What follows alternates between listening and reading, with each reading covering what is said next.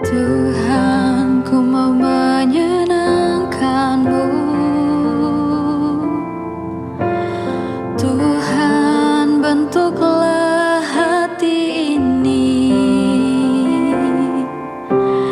jadi bejana untuk hormat-Mu. Cemerlang bagai emas murni. Tuhan, ku serahkan hatiku. Semua ku berikan padamu. Kuduskan hingga tulus selalu, agar aku menyenangkan-Mu, menyenangkan-Mu, senangkan-Mu. Hanya itu kerinduanku, menyenangkan-Mu, senangkan hatimu. Hanya itu kerinduanku.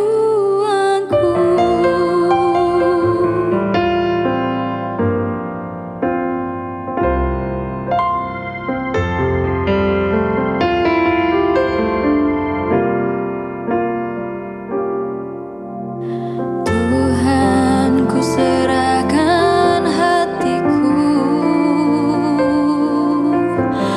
Semua ku berikan padamu. Kuduskan hingga tulus selalu, agar aku menyenangkan-Mu, menyenangkan-Mu, senangkan-Mu. Hanya itu kerinduanku, menyenangkan-Mu, senangkan hatimu. Hanya itu kerinduanku.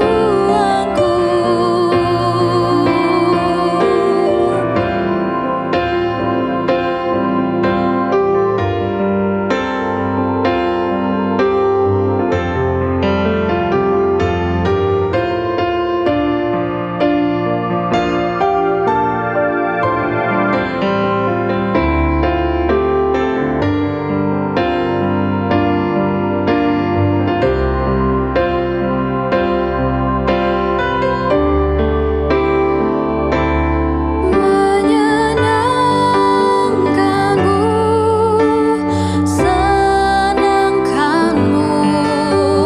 Hanya itu kerinduanku, menyenangkan-Mu, senangkan hatimu. Hanya itu kerinduanku, hanya itu kerinduanku, hanya itu kerinduanku.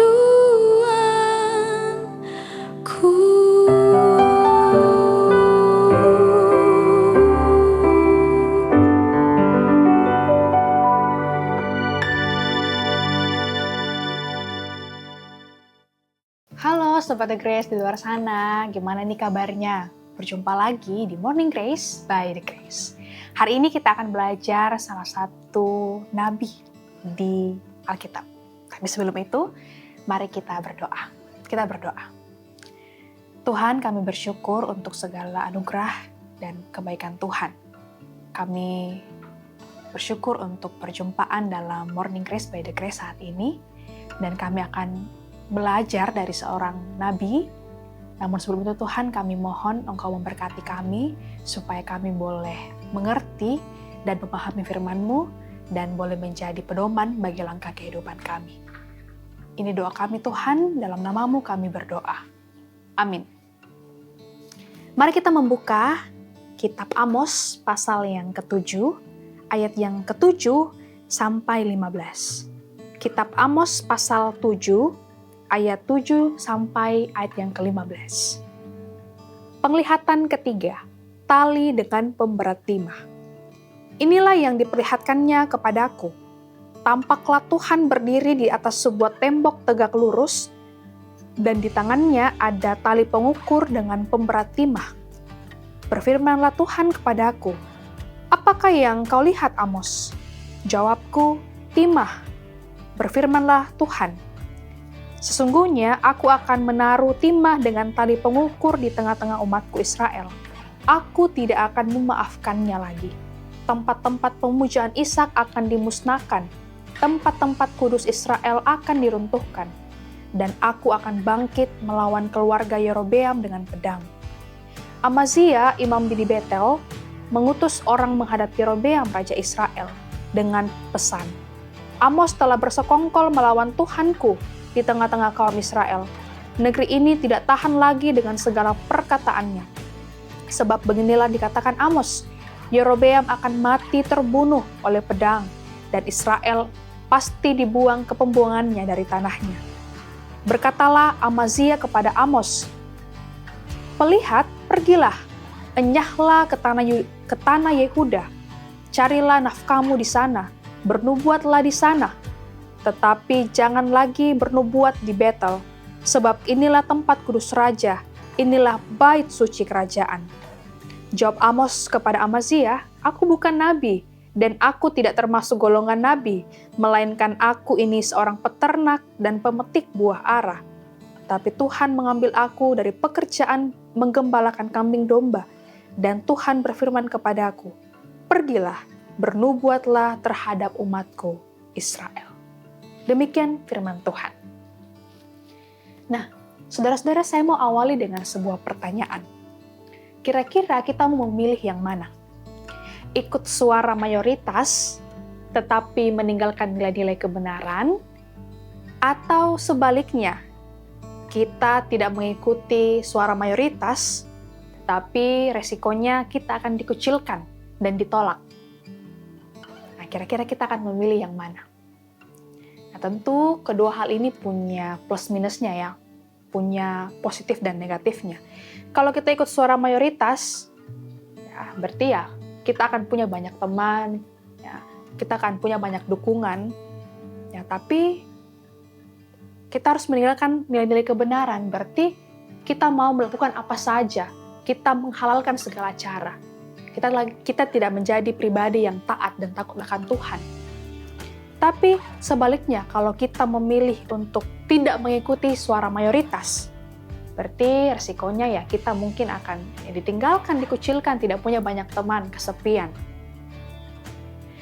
Nah, kitab Amos, kita pertama-tama harus tahu nih, fakta kitab Amos seperti apa. Nah, berbeda dengan nabi-nabi yang lain ya, yang menyerukan gelar Israel sebagai bangsa pilihan, sebagai hal yang menguntungkan mereka, bahwa gelar bangsa pilihan itu adalah gelar yang terhormat ya, yang tidak semua bangsa miliki. Tetapi Amos justru adalah sosok yang frontal mengatakan bahwa percuma ada gelar tersebut, percuma kamu menyandang gelar sebagai bangsa pilihan kalau kelakuanmu, perbuatanmu sehari-hari tidak merepresentasikan hal tersebut. Kamu tidak merepresentasikan bagaimana seharusnya menjadi bangsa pilihan. Nah, kitab ini terutama merupakan seruan kenabian untuk keadilan dan kebenaran berdasarkan sifat Allah. Sehingga Amos sangat marah atas pelanggaran Israel terhadap standar-standar keadilan dan kebenaran Allah bagi umatnya. Nah, secara jelas sekali, secara frontal sekali, ya, kitab ini melukiskan betapa jijiknya agama bagi Allah ketika dipisahkan dari perilaku yang benar dalam hidup sehari-hari.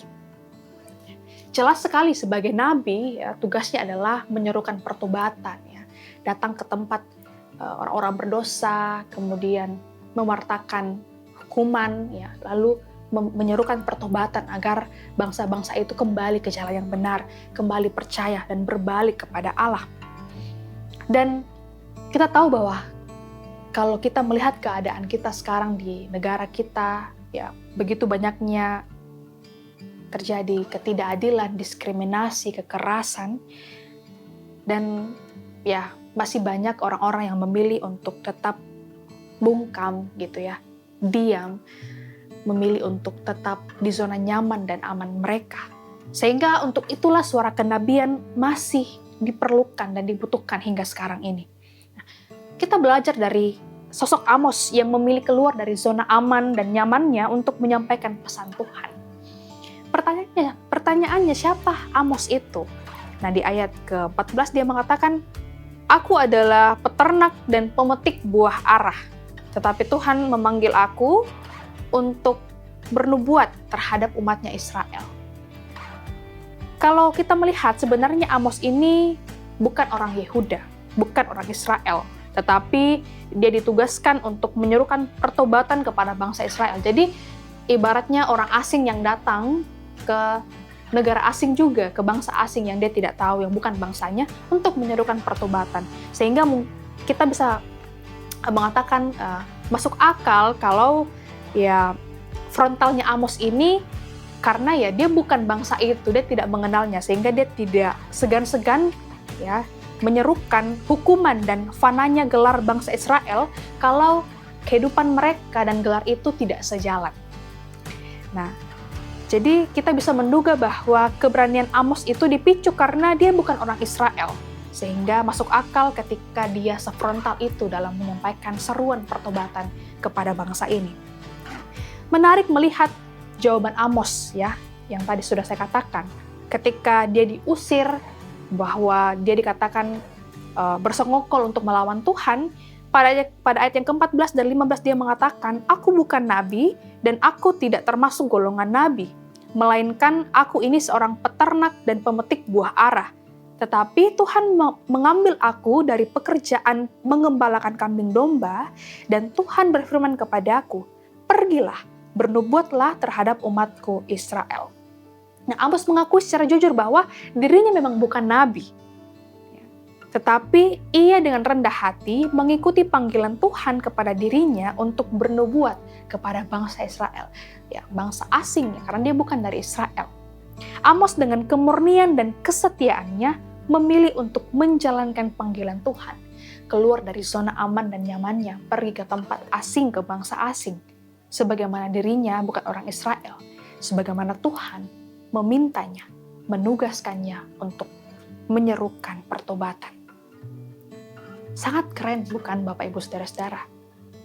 Kira-kira kita bisa nggak ya seperti Amos mau keluar dari zona aman dan nyaman kita untuk ya, menyerukan keadilan, menyerukan kebenaran Tuhan yang tentu resikonya tidak mudah, resikonya tidak kecil. Kita mungkin akan ya itu ya dianggap aneh, dikucilkan, ya bahkan mungkin paling fatalnya kita akan dianiaya, kita akan ya tidak akan ada seorang pun yang mungkin mau berkawan dan berteman dengan kita. Sehingga setidaknya ada 3 hal yang bisa kita pelajari dari sosok Amos. Yang pertama tadi sudah jelas ya, berani keluar dari zona aman dan nyamannya untuk menyerukan pertobatan, menyerukan suara Tuhan supaya orang-orang Israel berbalik dari perilakunya yang serong, kembali ke kebenaran akan firman Tuhan. Kemudian yang kedua, kemurnian dan kerendah hatian dalam mengikuti panggilan Allah.